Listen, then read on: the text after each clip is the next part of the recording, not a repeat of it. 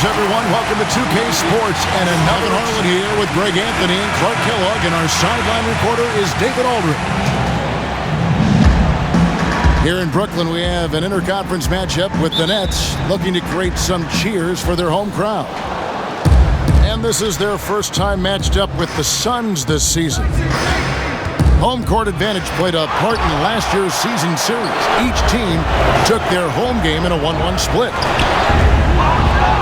And this was as even a matchup as you'll find in the NBA. Split the season series down the middle, one apiece.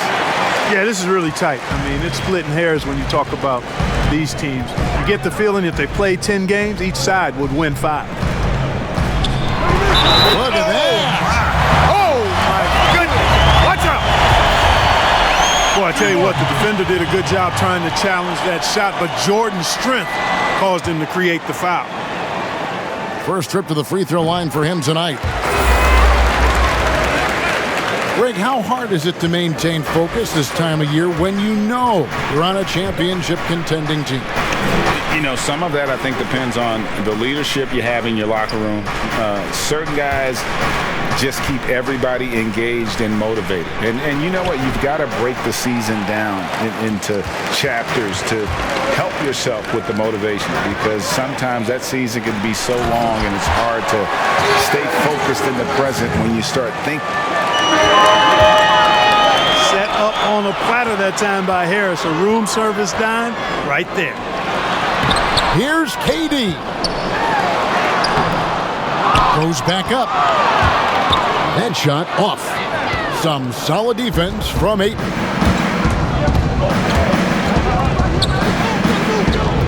Here's Paul. And that's collected by DeAndre Jordan. You know, that's a quick 0 for 4 now. At what point do you call a timeout and reset? Inside. Crowder with the steal. 4-on-3 break.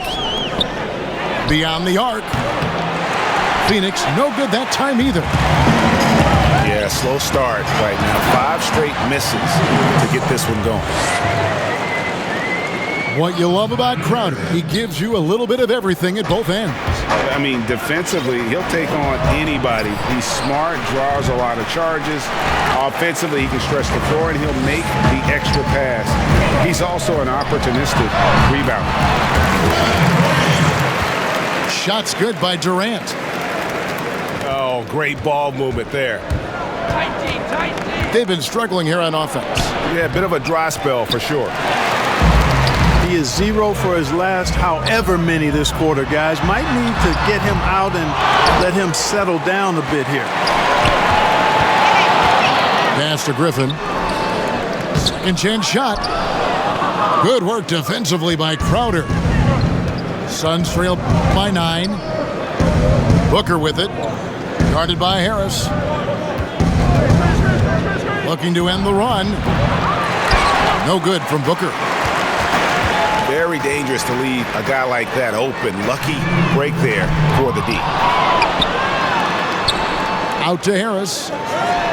For 3. Shot's good. Griffin making the play. Displaying intensity. So for the Suns, it's Payne with the ball. He'll bring it up to the Suns. Nothing yet up on the scoreboard for them. Boy, I'm absolutely shocked he didn't get that one to go. Usually he's money from deep. Aldridge misses. You know, using his size advantage there to rip down that board in traffic. Phoenix, no good that time either. And stolen by Payne. And Phoenix pushing it up now.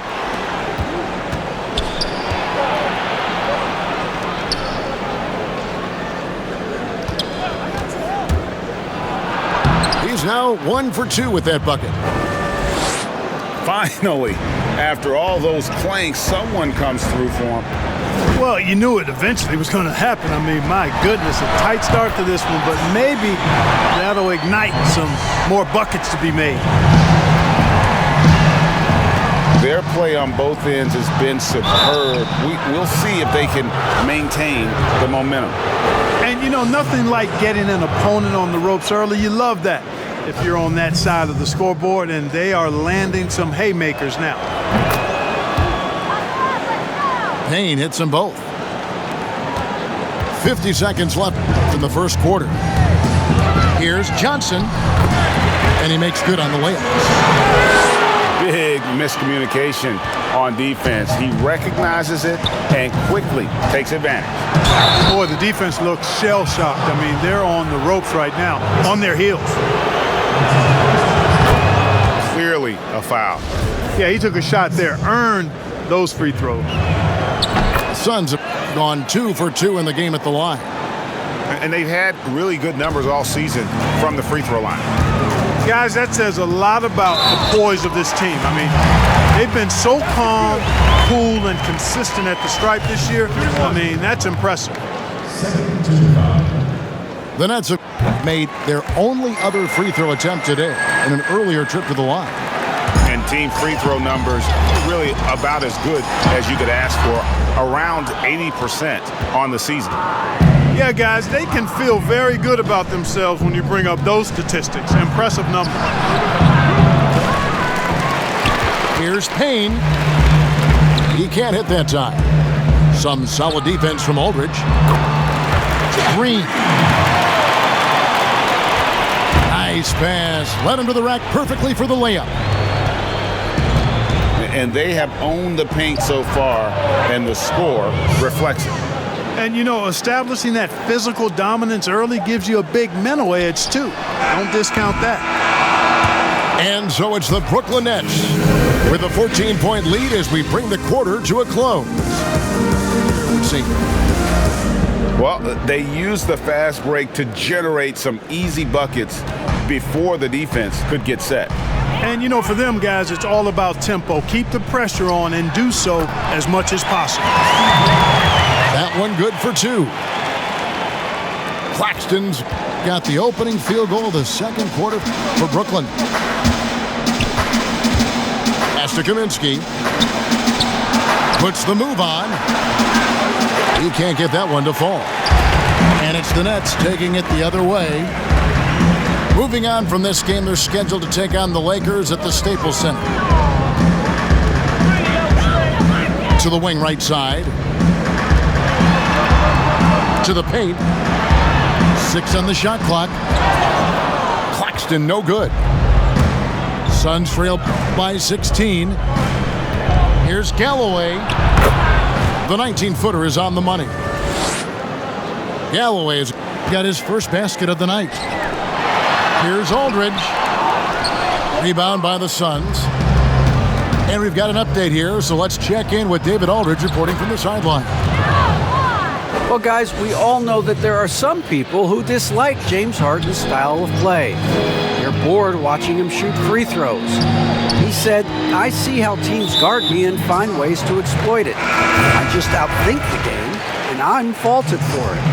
Kevin, that may be, but it's hard to argue with the results. Back to you. You're right, one of the top scorers in league history, David. Thanks for that report. And again, no good by Brooklyn. Crowder with it. Picked up by Aldridge.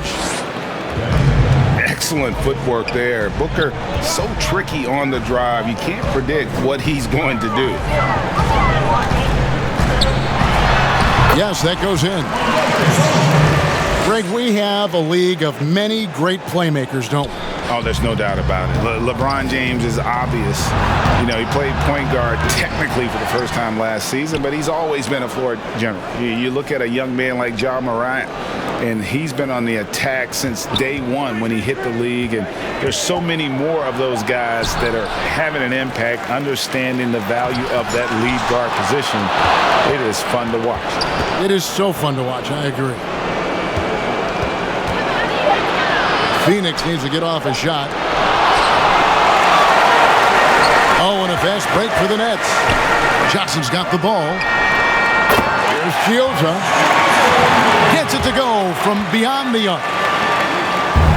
Chiozza's got himself going with the triple, his first basket of the game.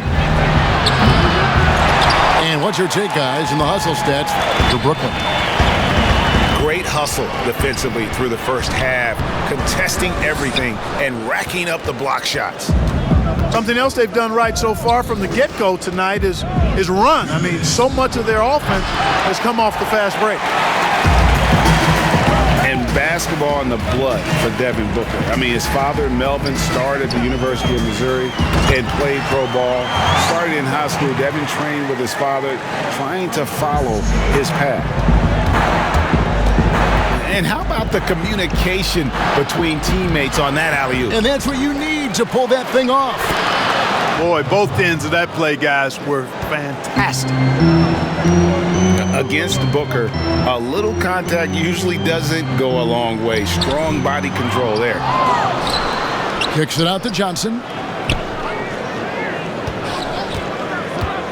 Back to Aldridge. A second chance effort. Carter pulls it in. And we know the story, Booker moving from Michigan to Mississippi to live with his father and develop his skill. And 4:30 a.m. alarms to train on the beach before the summer sun, getting to practice 2 hours early and staying late. Booker, not a freak athlete, so he had to work harder and drill the fundamentals.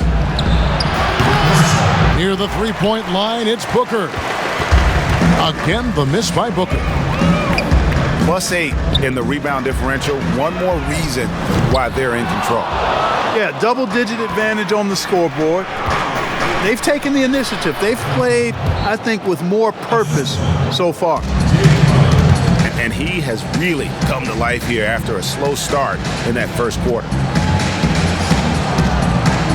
To the middle. Here's Chiozza. It's good for his second make. He's made 2 of 3 so far. And they keep hammering away at him inside, forcing the ball into the paint. You know, it's amazing to me how Chris Paul does not sacrifice any accuracy when he shoots it off the dribble. He's a catch-and-shoot guy with some reliability, and off the dribble just as good. And Crowder slams it in. You gotta love his hustle, leaving the defense no time to react. And, you know, you're going to get those buckets, guys, when you're quick to get out on the break. Get that ball up the court as fast as you can. Down low. And the layup's good off the glass. Claxton's got 6 in the quarter. And really just led him to his sweet spot for that finish. And so it's the Brooklyn Nets up by a dozen here at the end of the quarter. Their strategy has been clear.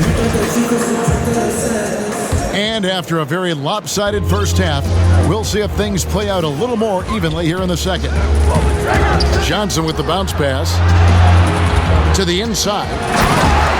Jordan. And DeAndre Jordan throws it down. There's a reason why Jordan's a high percentage shooter. Shooting percentage a function of the kind of shots you get. He opts mainly for dunks.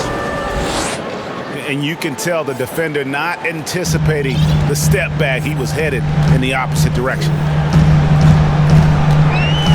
Pass to Jordan.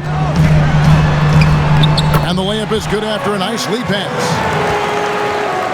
Jordan's got 9 points. Jordan really relishes playing through contact and converting, showing you just how strong he is and a good level of concentration, too. You know, Greg, you probably know as well as anyone, what was it like going up against the Bulls in the 90s? You know, it's weird to say, but in a lot of ways, we were a lot like they were. Hall of Fame talent at the coach, a defensive-minded team, but the one difference was, you know, the Bulls had that guy that wore that number 23. I think I'd say that might have been the one difference.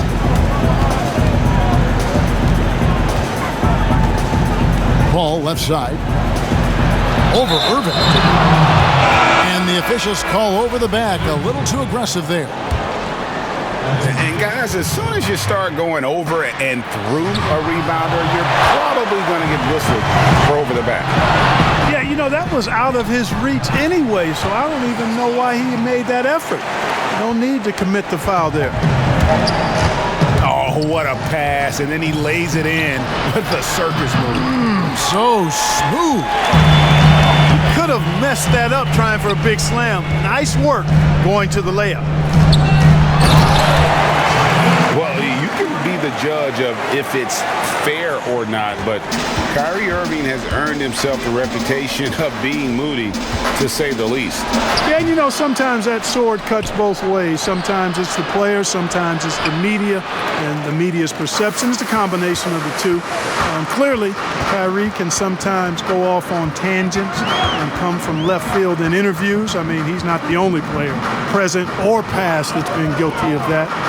One thing you can't deny, though, is this guy loves the game. And it's a matter of continuing to mature and grow as a leader. So I say give him more time, and he'll refine himself in that area. Pass to Ayton. Tries again. And he hits the jump shot. I love the confidence. Ayton knows he must continue to hone his jumper, especially shooting it off the catch.